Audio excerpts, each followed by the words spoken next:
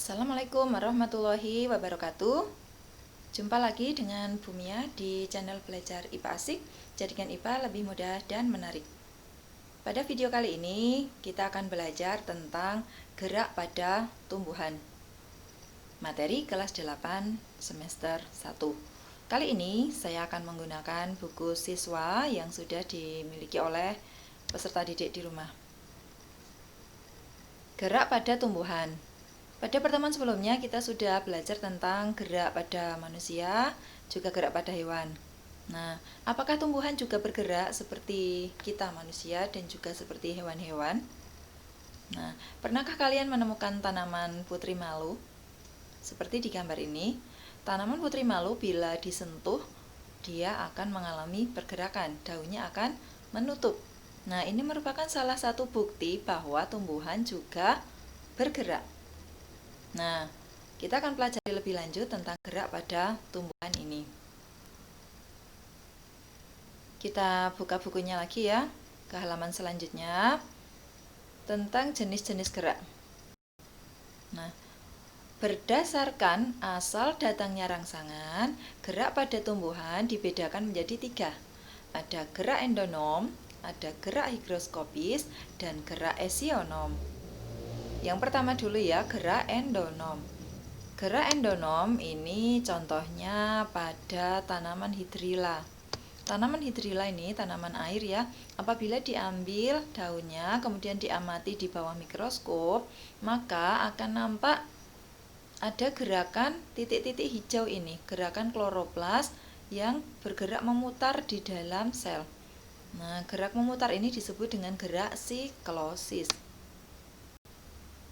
Nah, sehingga gerak endonom adalah gerak yang terjadi akibat rangsangan yang berasal dari dalam sel atau tubuh tumbuhan itu sendiri. Bisa dipahami ya tentang gerak endonom. Kita lanjut dulu ke gerak berikutnya, yaitu gerak higroskopis. Gerak higroskopis ini terjadi pada buah polong-polongan seperti kacang kedelai, dan di sini ada buah cangkring, buah biduri. Namun yang familiar di kita adalah pada polong kedelai ini. Apabila sudah tua, maka buah polong ini akan pecah dan polong-polongnya akan keluar. Ini dinamakan dengan gerak higroskopis. Kenapa demikian? Karena pergerakannya ini disebabkan oleh perbedaan kadar air sehingga terjadi pengerutan yang tidak merata. Oke, saya ulang lagi gerak tumbuhan ya. Yang pertama tadi ada gerak endonom, yang kedua adalah gerak higroskopis. Sekarang ke gerak yang ketiga. Yang ketiga dinamakan gerak esionom, adalah gerak tumbuhan yang disebabkan oleh adanya rangsangan dari luar tubuh. Jadi rangsangannya itu berasal dari luar tubuh tumbuhan, dari lingkungan sekitar. Nah, berdasarkan responnya, gerak esionom ini masih dibagi lagi menjadi 3 macam, yaitu gerak tropisme, gerak taksis, dan gerak nasti. Oke, kita mulai pada yang tropisme. Gerak tropisme. Gerak tropisme. Ini perhatikan tanaman yang berada di samping jendela. Ujung-ujung batang ini akan membengkok ke arah jendela atau ke arah cahaya.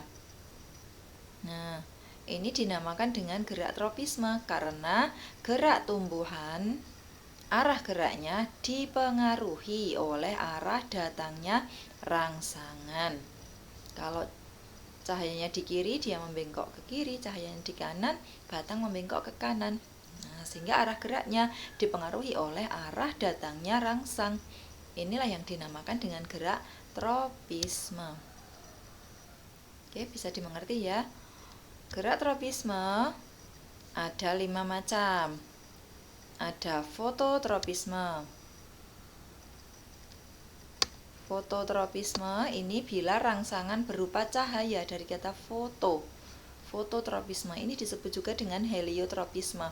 Contoh yang tadi yaitu ujung batang tumbuhan bergerak atau membengkok ke arah cahaya, itu dinamakan fototropisme yang positif. Tapi bila menjauhi cahaya disebut fototropisme negatif. Fototropisme negatif itu contohnya pada akar. Akar justru menjauhi cahaya ya, karena dia masuk ke dalam tanah. Dikatakan begitu. Bisa dikatakan fototropisme yang negatif. Kemudian jenis yang kedua adalah geotropisme. Geo itu bumi, berarti gerak tumbuhan ini dipengaruhi oleh rangsangan berupa pusat bumi, atau disebut juga gravitropisme, berupa gravitasi bumi.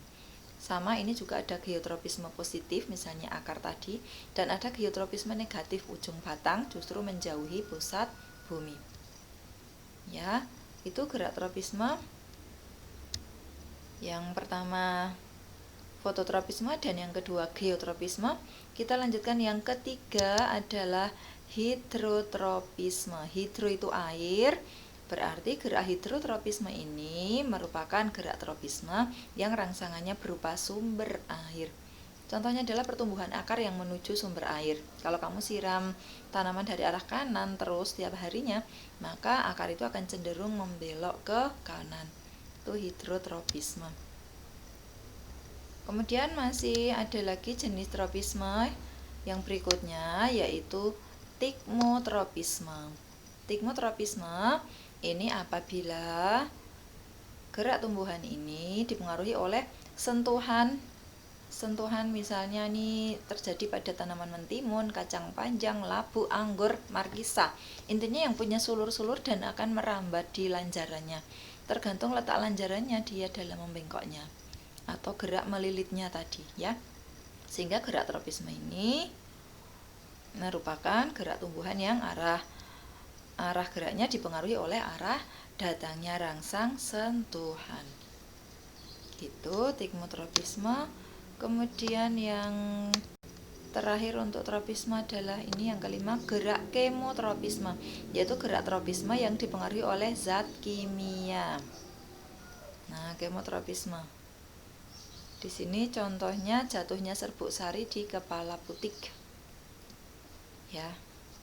Gitu tentang gerak tropisme. Kemudian esionom berikutnya adalah gerak taksis. Gerak taksis di sini kita zoom dulu. Gerak taksis merupakan gerak pindah tempat seluruh bagian tumbuhan yang arahnya dipengaruhi oleh sumber rangsangan. Terjadi pada Euglena viridis. Nah, Euglena viridis ini protista yang mirip dengan tumbuhan. Ada fototaksis dan ada lagi nanti kemotaksis. Ya, untuk yang kemotaksis ini di sini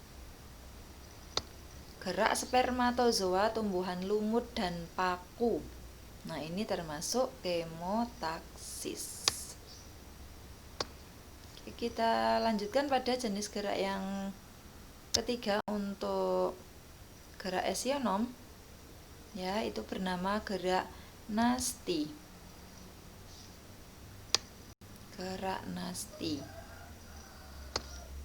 Gerak nasti ini merupakan gerakan yang dilakukan oleh tumbuhan yang arah geraknya itu tidak dipengaruhi oleh arah datangnya rangsang. Ada 4 jenis. Ada seismonasti, ini contohnya putri malu tadi ketika diberi getaran atau sentuhan. Itu arah geraknya tidak dipengaruhi arah datangnya rangsang. Kamu sentuh di bagian manapun dia menutupnya ke atas. Itu seismonasti. Kemudian jenis yang kedua adalah niktinasti. Rangsangan berupa siang atau malam, nikti, malam. Nah, ini contohnya adalah daun lamtoro yang menutup di malam hari. Contoh lain adalah bunga wijaya kusuma yang bisa mekar di malam hari. Itu niktinasti. Kemudian kita ke halaman selanjutnya, yaitu gerak fotonasti. Kamu mungkin pernah menemukan tanaman seperti ini ya. bunga pukul 4 atau Mirabilis jalapa. Ini rangsangan berupa cahaya sehingga dia akan mekar di waktu tertentu, misalnya di sore hari, maka disebut bunga pukul 4. Kemudian yang terakhir adalah termonasti, rangsangan berupa suhu. Rangsangan berupa suhu ini contohnya pada mekarnya bunga tulip yang hanya bisa hidup di benua Eropa di 4 musim suhu tertentu, itu baru dia akan mekar ya. Baik, itu adalah pembahasan tentang gerak tumbuhan. Nah, tugas kalian nanti di rumah adalah mengisi tabel ini ya. Kamu cari 10 macam gerak tumbuhan dan kamu catat jenis geraknya apa. Kamu temukanlah 10 tumbuhan, kamu catat jenis geraknya. Intinya itu, kalau sudah selesai kalian foto dan bisa dikirim ke WA grup Mapel IPA ya. Untuk memudahkan kita belajar lagi, kita coba review sedikit ya. Sudah saya buatkan rangkuman, kita ulang kembali jenis-jenis gerak tumbuhan. Yang pertama tadi gerak endonom, bila rangsangannya berasal dari dalam sel atau tubuh tumbuhan itu sendiri, contohnya Hydrilla verticillata. Kemudian yang kedua gerak higroskopis, ini apabila terjadi pada adanya perubahan kadar air yang tidak merata, contohnya pada buah polong yang sudah tua. Kemudian jenis yang berikutnya adalah gerak esionom. Gerak esionom ini apabila gerak tumbuhan ini disebabkan oleh adanya rangsangan dari luar. Rangsangan dari luar ini dibedakan menjadi 3, ada tropisme, nasti, dan taksis. Gerak tropisme, gerak tumbuhan yang arah geraknya dipengaruhi oleh arah datangnya rangsang. Bila rangsang berupa cahaya itu fototropisme, rangsang berupa pusat bumi atau gravitasi disebut geotropisme atau gravitropisme. Rangsang berupa sumber air disebut hidrotropisme, rangsang sentuhan disebut tikmotropisme, rangsang zat kimia disebut kemotropisme.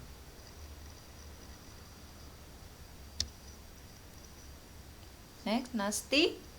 Nasti itu merupakan gerak bagian tumbuhan yang arah geraknya tidak dipengaruhi oleh arah datangnya rangsang.